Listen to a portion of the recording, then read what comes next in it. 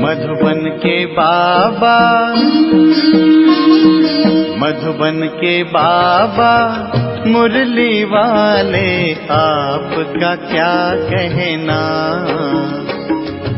आपका क्या कहना। ओम शांति। आज 5 अगस्त 2021 के साकार मधुर महावाक्य हैं। आज मीठे मीठे बाप दादा बोले, मीठे बच्चे, बाबा आए हैं तुम्हारी तकदीर जगाने, पावन बनने से ही तकदीर जगेगी।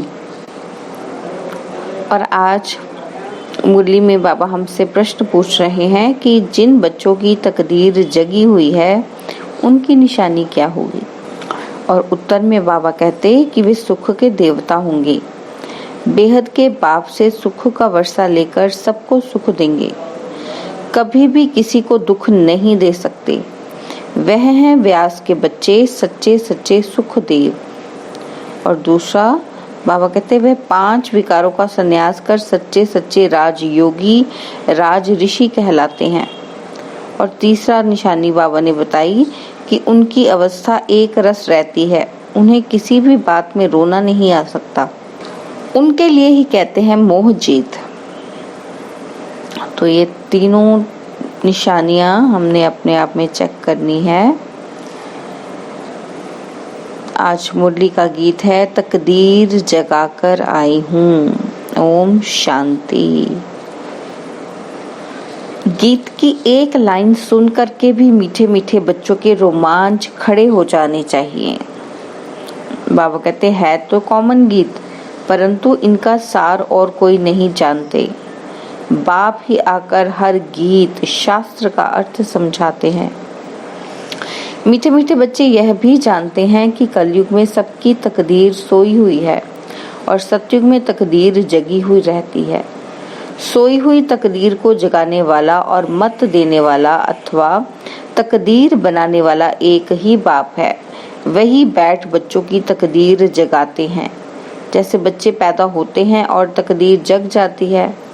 बच्चा जन्मा और उनको यह पता चल जाता है कि हम वारिस हैं। हूबहू यह बेहद की बात है। बच्चे जानते हैं कि कल्प कल्प हमारी तकदीर जगती है और सो जाती है। पावन बनते हैं तो तकदीर जगती है। पावन ग्रस्त आश्रम कहा जाता है। आश्रम अक्षर पवित्र होता है। पवित्र ग्रस्त आश्रम उनके अगेंस्ट फिर है अपवित्र पतित धर्म। आश्रम नहीं कहेंगे। बाबा कहते ग्रस्त धर्म तो सबका है ही, जानवरों का भी है। बच्चे तो सब पैदा करते हैं, जानवरों को भी कहेंगे कि ग्रस्त धर्म में है। अब बच्चे जानते हैं कि हम स्वर्ग में पवित्र ग्रस्त आश्रम में थे, देवी देवता थे। उन्हों की महिमा भी गाते हैं। क्या गाते हैं कि सर्व गुण संपन्न। बाबा कहते तुम खुद भी गाते थे।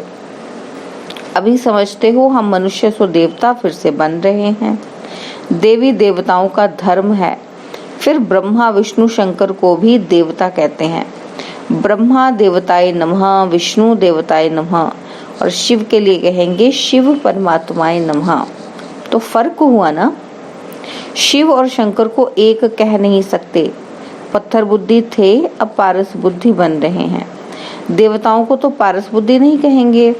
फिर ड्रामा प्लान अनुसार रावण राज्य होने से उन्हों को भी सीढ़ी उतरनी है। पारस बुद्धि से पत्थर बुद्धि बनना है। सबसे बुद्धिमान बनाने वाला तो एक ही बाप है। तुमको पारस बुद्धि बनाते हैं। तुम यहाँ आते हो पारस बुद्धि बनने। पारसनाथ के भी मंदिर है।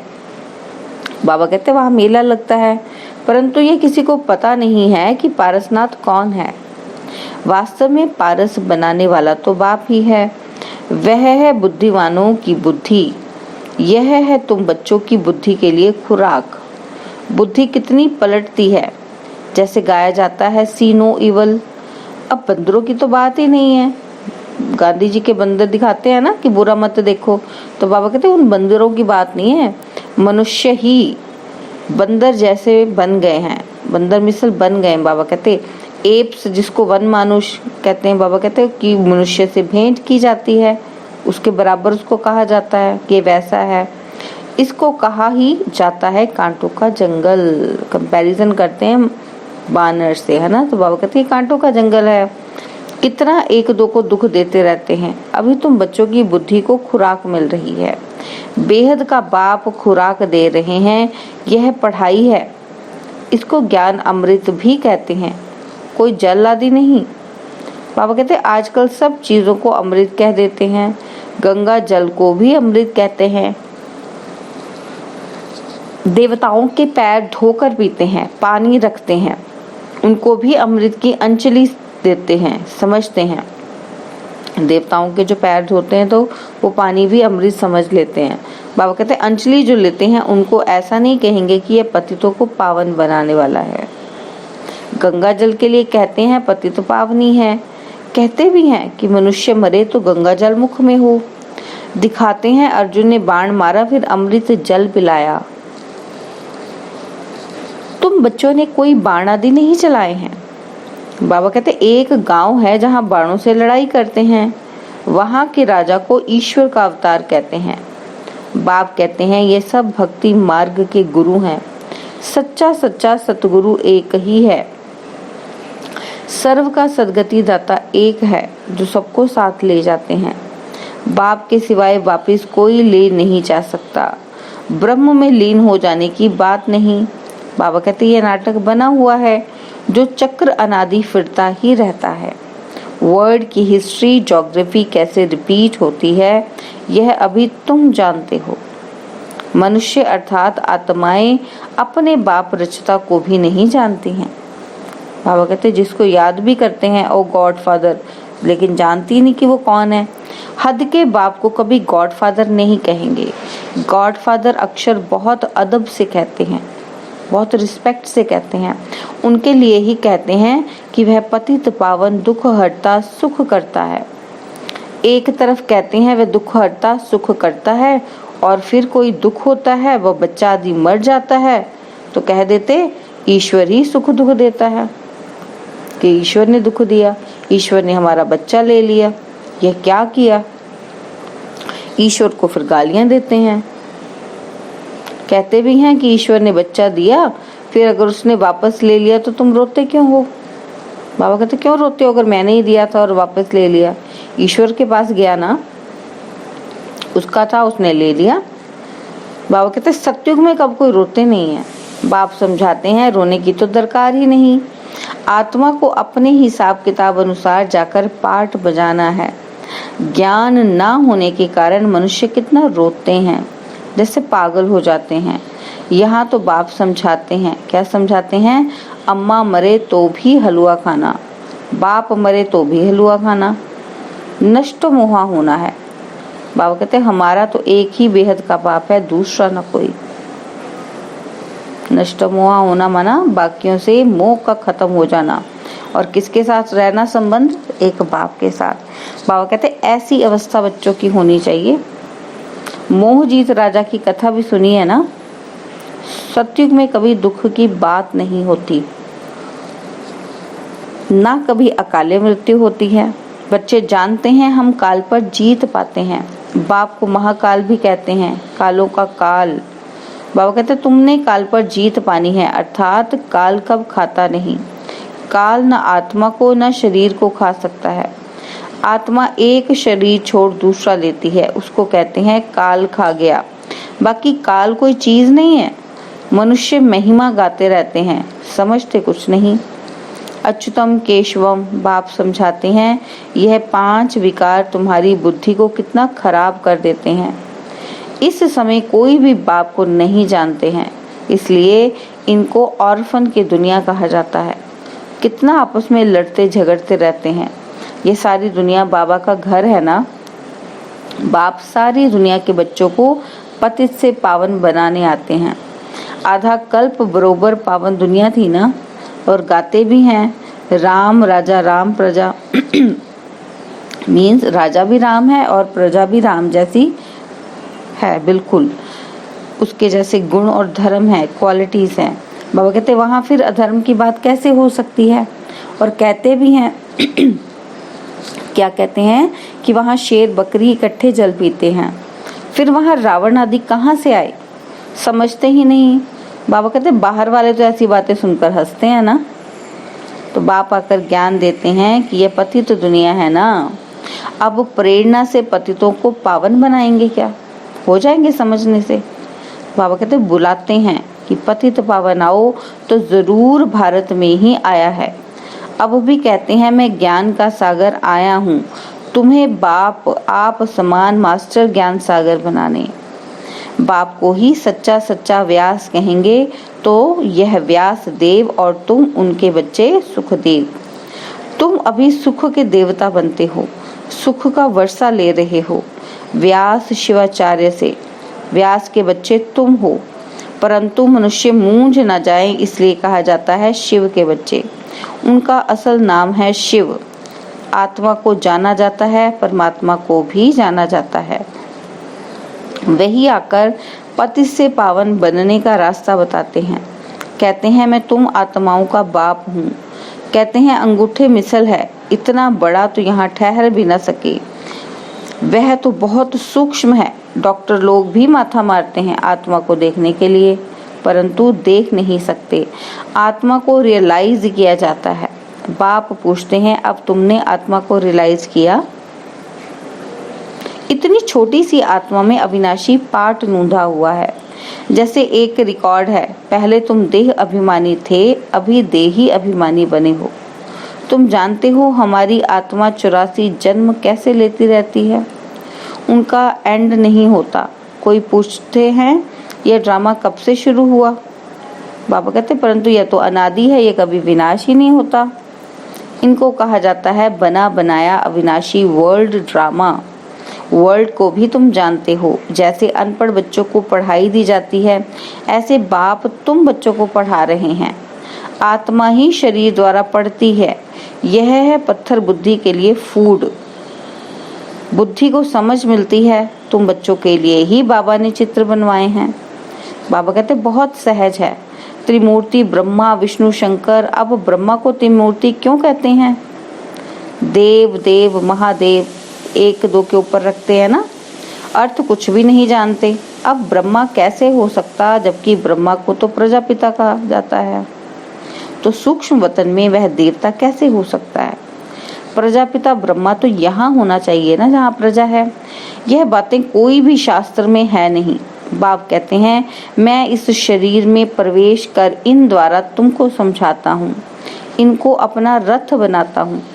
इनके बहुत जन्मों के अंत में मैं आता हूँ। बाबा कहते यह भी 5 विकारों का संन्यास करते हैं। संन्यास करने वाले को योगी ऋषि कहा जाता है। और अभी तुम ज्ञाराज ऋषि हो, तुम प्रतिज्ञा करते हो। वह सन्यासी लोग तो घर बार छोड़ चले जाते हैं। यहाँ तो स्त्री पुरुष इकट्ठे रहते हैं, कहते हैं हम विकार में कभी नहीं जाएंगे। बाबा कहते मूल बात है ही विकार की। तुम जानते हो शिव बाबा रचयिता हैं, वह नई रचना रचते हैं। वह बीज रूप सत्य चित्त आनंद का सागर ज्ञान का सागर है।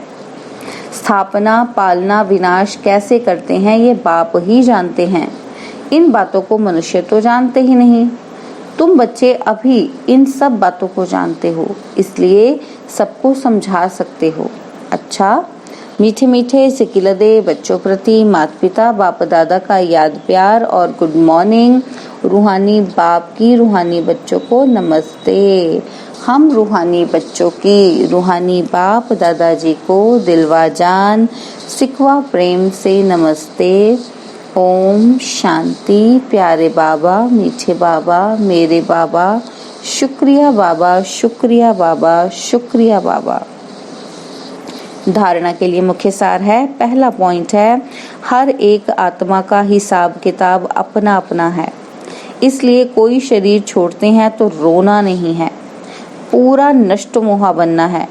बुद्धि में रहे हमारा तो एक बेहद का बाप, दूसरा ना कोई।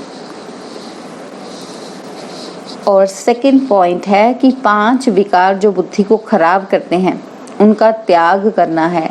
सुख का देवता बन सबको सुख देना है, किसी को दुख नहीं देना है। और बाबा ने हमें वरदान दिया है रहम की दृष्टि द्वारा घृणा दृष्टि को समाप्त करने वाले नॉलेजफुल भव। रहम की दृष्टि द्वारा घृणा दृष्टि को समाप्त करने वाले नॉलेजफुल भव। बाबा ने समझाया कि जो बच्चे एक दो के संस्कारों को जानकर संस्कार परिवर्तन की लगन में रहते हैं, कभी यह नहीं सोचते कि यह तो है ही ऐसे, उन्हें कहेंगे नॉलेजफुल। जो दूसरों की तरफ नहीं देखते, बाबा कहते वे स्वयं को देखते और निर्विघ्न रहते हैं। उनके संस्कार बाप के समान रहम दिल के होते हैं। रहम की दृष्टि घृणा की दृष्टि को समाप्त कर देती है। ऐसे रहम दिल बच्चे कभी आपस में खिटखिट नहीं करते, वे सपूत बनकर सबूत देते हैं। और स्लोगन है, सदा परमात्मा चिंतन करने वाले ही बेफिक्र बादशाह हैं, उन्हें किसी भी प्रकार की चिंता नहीं हो सकती। स्लोगन, सदा परमात्मा चिंतन करने वाले ही बेफिक्र बादशाह हैं, उन्हें किसी भी प्रकार की चिंता नहीं हो सकती। आज हम मातेश्वरी जी के भी अनमोल महावाक्य सुनेंगे। तो सार है, अखंड ज्योति तत्व साइलेंस लॉज और साकारी दुनिया प्लेग्राउंड।